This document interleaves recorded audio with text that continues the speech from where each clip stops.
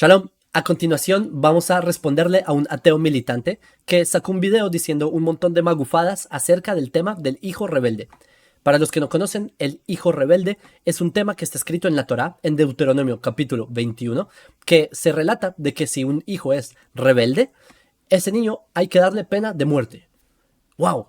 Pero si nos fijamos en la literatura judía, realmente dice que esta pena de muerte nunca ocurrió, ya que las condiciones para que esto ocurra son casi que imposibles. Así que es un caso más que todo pedagógico. Les quiero mostrar. Este es el magufo, el ateo militante que dice cosas que, paréntesis, no confundan ateo con ateo militante. Son cosas distintas. Los ateos militantes son aquellos que tienen esa obsesión por su apologética atea y esa ganas de... ¿Se entienden? Ateo militante. Y lo que él escribió en el canal Lick Levy, que es este youtuber que tiene un canal de YouTube sobre contenidos académicos relacionados con la Biblia, etc. Y ese es parte del comentario del ateo militante que escribió un rollo y dice que me diga a mí que yo soy un hipócrita. ¿Por qué? Porque yo solo cito cosas y este se refiere al tema del hijo rebelde. Quiero mostrarles a continuación una parte del video del hijo rebelde que les dejo en la descripción. Porque yo estaba en una transmisión en vivo y me preguntaron sobre el hijo rebelde y respondí así. Y quiero mostrarles la parte que respondí. O sea, hay un montón de condiciones para poder ejecutar esa pena de muerte que, al fin de cuentas, esa pena de muerte no se lleva a cabo. No se podía llevar a cabo. Así que simplemente es una lección pedagógica lo que está haciendo acá la Torá para enseñar a que una persona sepa educar a sus hijos, para que no lleguen al extremo de robar y emborracharse y que así la sociedad no los condene a muerte. Listo. Básicamente, ¿por qué la Torá dice el hijo rebelde? Si las condiciones para que se dé la pena de muerte del hijo rebelde son tan difíciles, pues porque la Torá nos quiere enseñar que eduquemos a nuestros hijos para que no se vuelvan hijos rebeldes. Es el punto. Entonces quiero que vean conmigo el video que hizo el magufo militante. Aquí Luciérnaga, Luz de las Naciones, se imagina que, dado su contexto... No sé por qué él usa el término despectivamente luz de las naciones, es un término que trae el profeta Isaías, pero yo entiendo que él es antisemita y bueno, él estando en la oscuridad, obviamente debe tener una gran fobia a lo que implica tener luz. histórico, nunca se dieron... Luz de las Naciones se imagina que, dado su contexto histórico, nunca se dieron ni se darán las condiciones para que un hijo pueda ser señalado como terco y rebelde, por lo tanto nunca se ejecutó a ningún hijo rebelde ni nunca se ejecutará. Falso, ahí está haciendo una falacia. Él está inventando y metiendo palabras en mi boca que yo no dije. Yo nunca dije que debido a su contexto histórico nunca se ha dado el hijo rebelde. Yo no dije eso. Él está, y les dejo el video en la descripción. Simplemente vean cómo este magufo hace falacias. La única forma en la que él puede tener una victoria es si él inventa un muñeco de paja. ¿Qué es muñeco? Ustedes saben qué es la falacia del hombre de paja. Es crear un argumento que nadie ha dicho, pelear contra el argumento y ya, y creer que ganó, pero está diciendo cosas que simplemente no son exactas. Pero bueno, en todo caso, veamos, y él dice que yo digo eso, no, eso lo dice el Talmud, está Talmud Sanedrinona. Nunca ha habido rebeldes, sí, de Tania. Ben Sora Omore, lo haya, velo atid liot, velama nichtav, de Rosh vekabel sachar, traducción, nunca ha habido un hijo rebelde, no ha pasado, nunca lo habrá en el futuro, porque las condiciones son muy difíciles para que ocurra el hijo rebelde. ¿Y por qué entonces fue escrito? Está en Deuteronomio 21, para que escriben el tema del hijo rebelde si no se puede hacer, para que lo estudies y recibas recompensa. Es decir, porque es un tema pedagógico que nos viene a dar una enseñanza de por qué existe el tema del hijo rebelde. En todo caso, veamos cómo continúa el magufo militante. A ver qué nos dice nuestro magufo favorito. En el Talmud se recurre a un argumento similar, aunque las condiciones que se señalan son otras. En cualquier caso, se llega a la misma conclusión. Nunca se cumplieron ni se cumplirán los supuestos, por ello nunca hubo ni habrá nunca una ejecución de un hijo rebelde. Correcto, es lo que dice literal. Pero como ya estamos acostumbrados, en el Talmud puedes leer una opinión y toda la contraria. Pero... Segundo, antes de decirnos de que estamos acostumbrados, les voy a compartir en la descripción de este video como este magufo militante no sabe qué es el Talmud. Él no tiene ni idea qué es el Talmud. Él confunde textos medievales, tardíos, siglo XIII, XIV, con el Talmud. Él no sabe qué es el Talmud. Y él nos viene a decir de lo que estamos acostumbrados. Es que escuchen lo irónico. Y por favor, vean ese video porque es muy chistoso. El tipo confunde textos de Rabenu Asher del siglo XIV con el Talmud. Y nos viene a decir esta frase. Pero como ya estamos acostumbrados, en el Talmud puedes leer una opinión y toda la contraria. Los judíos estamos acostumbrados. Tú no estás acostumbrado a eso porque no sabes ni siquiera qué es del Talmud. No lo sabes diferenciar. Es un ridículo muy grande, pero ok. Pero, en este caso concreto, no estamos hablando de una interpretación distinta, sino que un rabino señala a otros rabinos no de una errónea interpretación, sino de faltar a la verdad. Así Falso. Él simplemente está inventando. Está diciendo cosas que no están ahí. Dice que, les explico, el Talmud tiene discusiones talmúdicas sobre la ley judía y todo esto. Y según él, los sabios de Israel dicen, el hijo rebelde, este tema no ha pasado, nunca ha pasado. Y según él, hay otro rabino que él discute con ellos y dice, no, ustedes están faltando a la verdad. No, él no dice eso, él no dice que alguien está faltando a la verdad, se lo inventó porque es un magufo que no entiende lo que lee, es un ignorante. Si no sabe las letras en hebreo, les voy a dejar un video en la descripción mostrándoles cómo este tipo confunde las letras más básicas del alfabeto hebreo. Nos va a venir a decir lo que dice un texto talmúdico usando la traducción de Google Chrome, por favor. Pero veamos, eso es lo que yo les leí, que nunca ha habido hijo rebelde y no lo habrá. Y que a la afirmación de otros rabinos de que nunca fue ningún hijo ejecutado, el rabino Jonathan en Sanedrín 71a replica lo siguiente. Esto no es así, como vi uno. Una vez estuve en un lugar donde condenaron a muerte a un hijo terco y rebelde, e incluso me senté en su tumba después de que lo ejecutaran. Interesante. Por lo tanto, me dirijo a los cristianos resentidos, aspirantes a ser judíos de cartón de tercera clase. Cuidado. Si escuchan el lenguaje antisemita, judíos de cartón de tercera clase. Con estos apologetas 2.0 reclutanoágidas. En su empeño por venderos las bondades del judaísmo, recurren a la deshonestidad una y otra vez. Fake. De hecho es al revés, él es el deshonesto y les comparto un video en donde mostramos cómo él es deshonesto intelectualmente, donde hace falacias, mete palabras en la boca que uno no dijo para él tratar de ganar argumentos que simplemente no están ahí. Entonces les comparto ese video porque él es el intelectualmente deshonesto. En todo caso, es interesante lo que él plantea, que en el Talmud dice que nunca ocurrió un hijo rebelde y nunca ocurrirá. Pero llega un rabino que se llama Rabbi Jonathan. Y Rabbi Jonathan dice, sí ha ocurrido hijo rebelde y yo mismo lo vi. Y no solamente lo vi, me senté en su tumba. ¿Cómo así? Entonces, ¿sí ocurrió?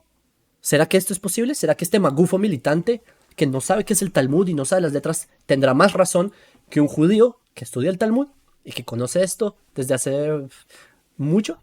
¿Será posible? Entonces les voy a mostrar porque este magufo no sabe lo que habla. Primero vamos a hablar quién era este tal Rabbi Jonathan. Les muestro acá, esta es la cita que él pone. Y el rabino Jonathan dice, ¿sí? La traducción de Google Chrome. ¿Quién era Rabbi Jonathan?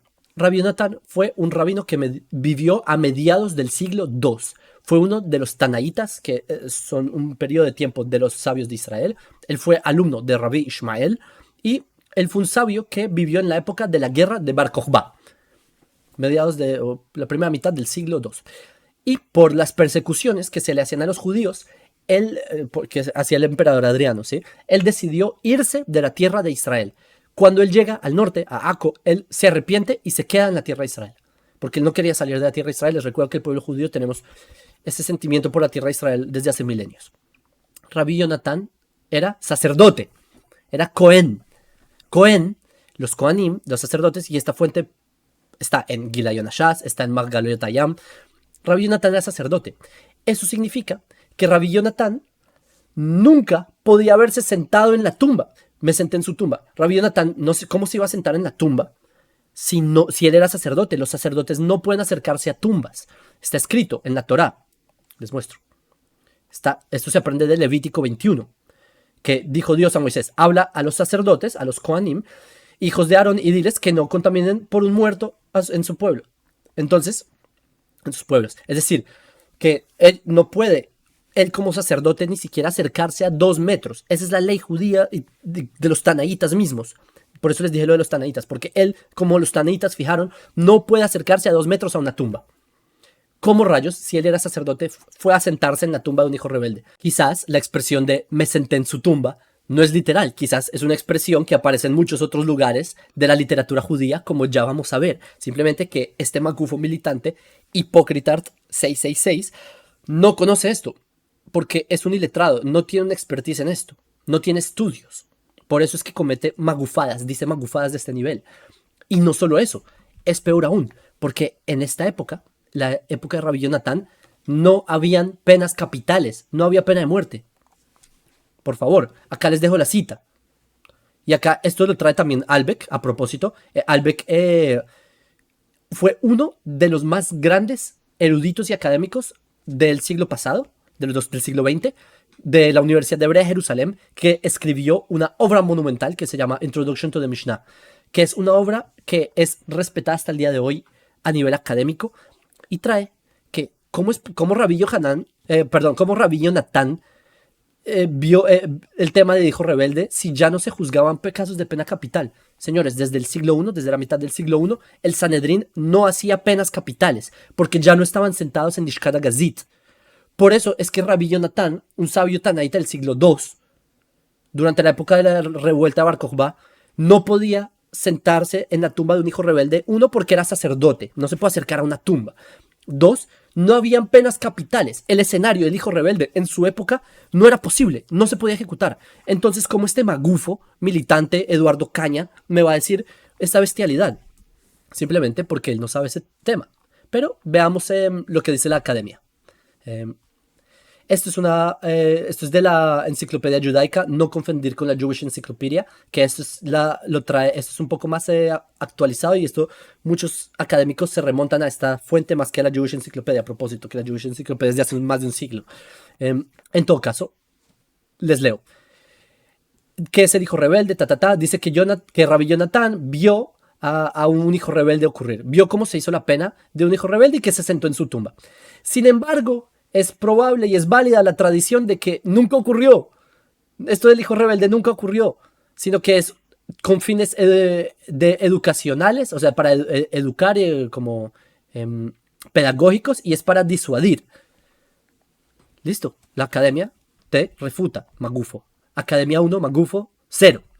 Segunda fuente, esto también lo pueden ver en Dictionary of Jewish Lore and Legend. Acá les dejo abajo la cita, la publicación, y dice que es hijo rebelde. Bueno, explica brevemente, y esta ley nunca ocurrió realmente, nunca se implementó, y explica las razones de por qué, y dice, esto es, el propósito de esto era para advertirle a la comunidad los peligros de que un niño se vuelva rebelde en una forma indisciplinada, etc. Academia 2, magufo 0, el hijo rebelde no ocurrió. Otra cita, que el comportamiento exacto del niño no tiene importancia para... Acá están haciendo están explicando la cita de Hagerdon, ¿sí? Que acá Hagerdon también toca este tema. Pero dice que esta ley solo era para poder coercionar y para amenazar a los padres para que le enseñen bien a sus hijos, pero nunca se aplicó. Nunca se aplicó. Ahí pueden ver la fuente. Por eso, Academia 3, magufo 0. Otra, y esto es investigadores ni siquiera en el campo de las ciencias bíblicas, porque ya vimos las ciencias bíblicas lo que dicen, 3-0 contra magufo, que lo que dice, esto es de la ley, esto ya es en la academia, pero en los temas de legalidad. Dice, no hay constancia de que un hijo rebelde se haya ejecutado, que se haya aplicado esta ejecución, y te traen la cita, y te traen la misma cita donde está escrito lo de Rabbi Jonatán. ¿Ok? Entonces, acá está, Academia 4, magufo 0. Recapitulemos brevemente.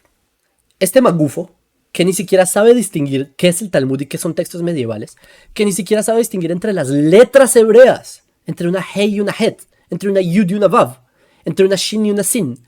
Él no sabe esto, y les dejo un video en la descripción donde muestro que él no sabe estas cosas. Y él nos viene a decir a nosotros que citamos bien o citamos mal, siendo que, uno, recapitulando, Rabbi Jonatán era sacerdote, no podía sentarse en la tumba del hijo rebelde. 2, No había penas capitales en el siglo II. No había Sanedrín Lishkat Gazit. Lo trae Albeck en su obra monumental. Y pues, basada en muchas otras fuentes que ni siquiera las traje, pero les traje, hay 2 fuentes. Entonces, no. La academia, 4, magufo, 0. Ya vimos. Ahora yo quiero que analicemos entonces qué es este tema de me senté en su tumba. ¿A qué se refiere me senté en su tumba? ¿Será que es una expresión rabínica que este magufo no conocía? Pues, si uno continúa ahí leyendo en el Talmud, habla de los casos para destruir una ciudad. Al igual que el caso del hijo rebelde, es decir, pena capital teorética de un hijo rebelde, también hay destrucción teórica para una ciudad que comete idolatría. Entonces acá lo trae el Talmud en esa misma página, si uno continúa leyendo, cosa que el magufo militante no pudo hacer, y porque él ni siquiera sabe qué es el Talmud, ¿sí? Pero en todo caso, lo que pasa es que para destruir una ciudad es también un caso teórico, no se puede aplicar. Y ahí trae condiciones. Si hay una mezuzá, no se puede porque sería, si uno quema la ciudad, sería como quemar el nombre de Dios que está en la mezuzá. Y trae condiciones que tampoco se puede hacer destruir una ciudad. Es decir, el caso del hijo rebelde es teórico y el caso de destruir una ciudad son teoréticos. Son para enseñar a que no causar un mal individual que afecta al colectivo y un mal colectivo que afecta a un colectivo mayor. Eso es a lo que se refiere. Y acá, en este caso de la ciudad, dicen los sabios que no ocurrió, no ha pasado, nunca pasó, el Sanedrín nunca destruyó una ciudad. Pero llega Rabbi Jonatán y dice, sí, yo vi la ciudad y me senté sobre sus ruinas. Explíquenme la lógica. ¿Cómo es posible que ningún sabio de la época se enteró? ¿Cómo destruir una ciudad? Que el Sanedrín ordena esto. Ninguno de los sabios de su generación se enteraron y Rabbi Jonatán se enteró. Y no solo eso, se sentó sobre las ruinas, siendo que en el Tratado de Barajot está prohibido hacer eso, ir a lugares donde están ruinas para estar ahí. Entonces también, otra vez, Rabbi Jonatán, otra vez violando su propia ley, una incoherencia histórica que no tiene sentido. Es que nadie se enteró de esto.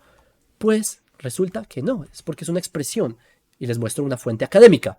Esto lo trae Rosenthal, que dice que la frase se sentó sobre su tumba aparece otras veces en la literatura rabínica. En Masejet Tzmachot, bueno, habla. Y dice que lo mismo ocurre con Rabbi Jonatán, que en la sentada de Rabbi Jonatán, que es un tema de ahí pueden ver la cita, ¿sí? Acá la tengo. Pero el punto es que Academia 5, Magufo 0. Este Magufo no entiende lo que lee. Simplemente cree que le va a venir a enseñar de Talmud a un judío, sino que él no sabe diferenciar letras. Por favor, deje de vivir en las nubes. En verdad da risa. Usted no tiene estudios de este tema. No tiene una expertise en nada. ¿Cómo nos va a venir a enseñar de esto?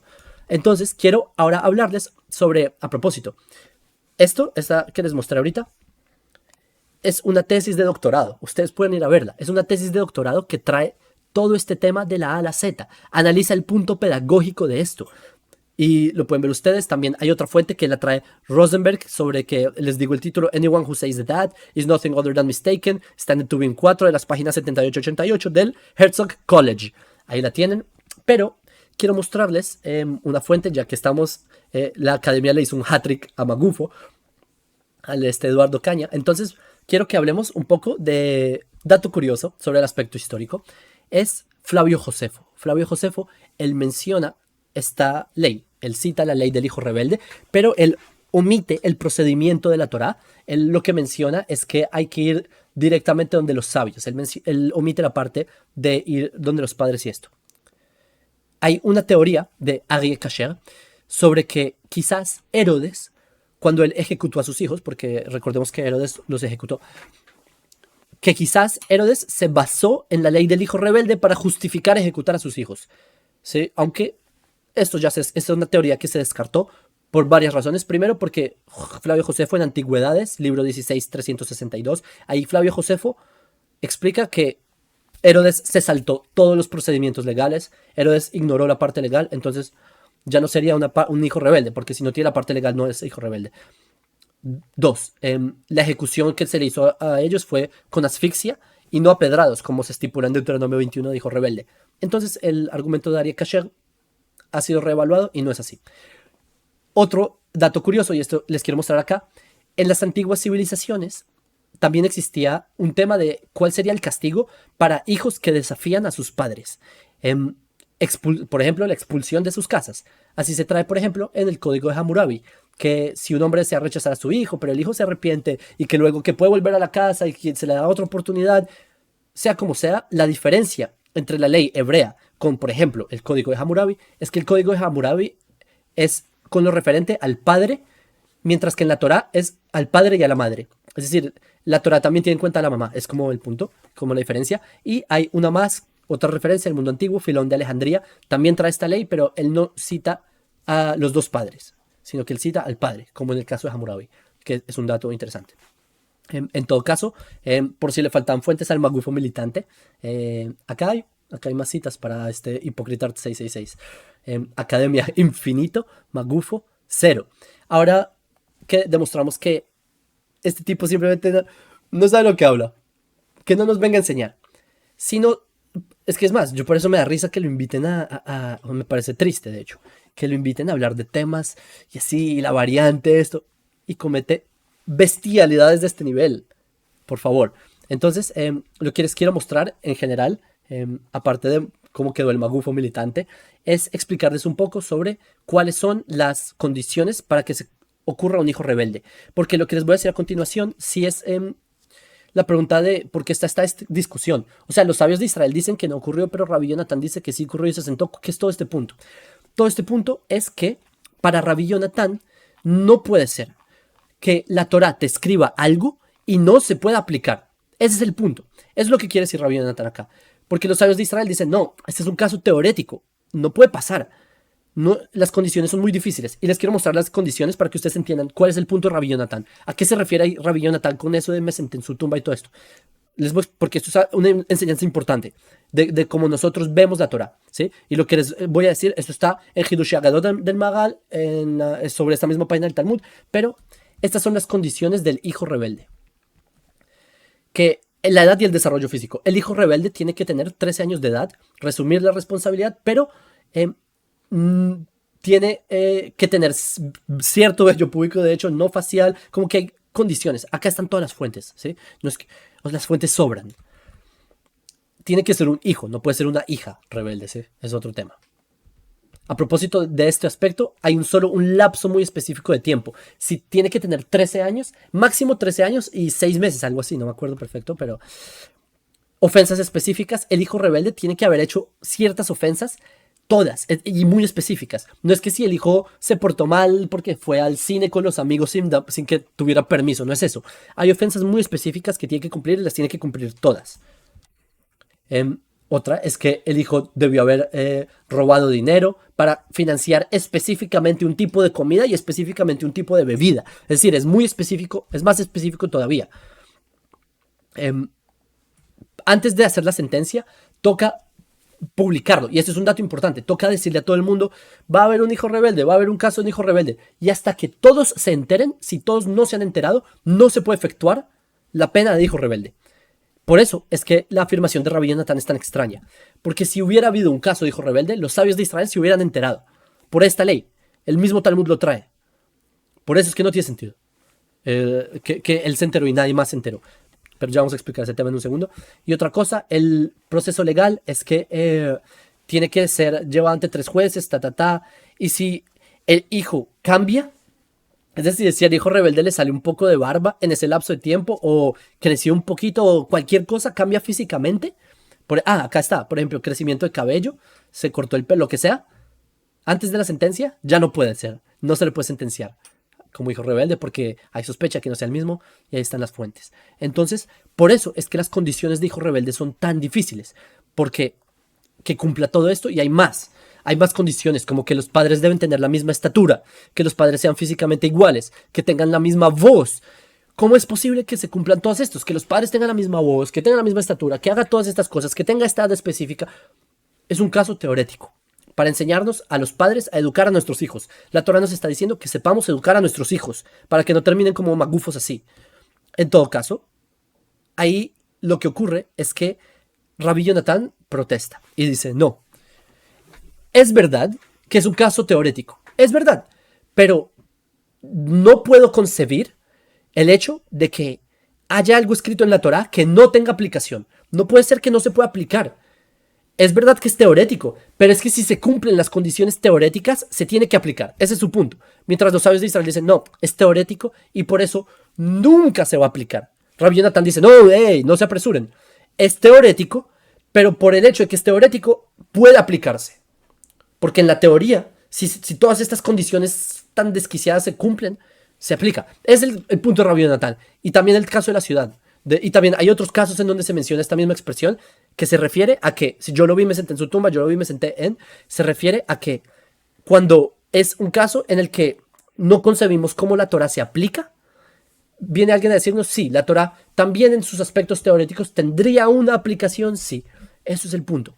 Hijo rebelde no ocurrió y no ocurrirá porque es un aspecto pedagógico.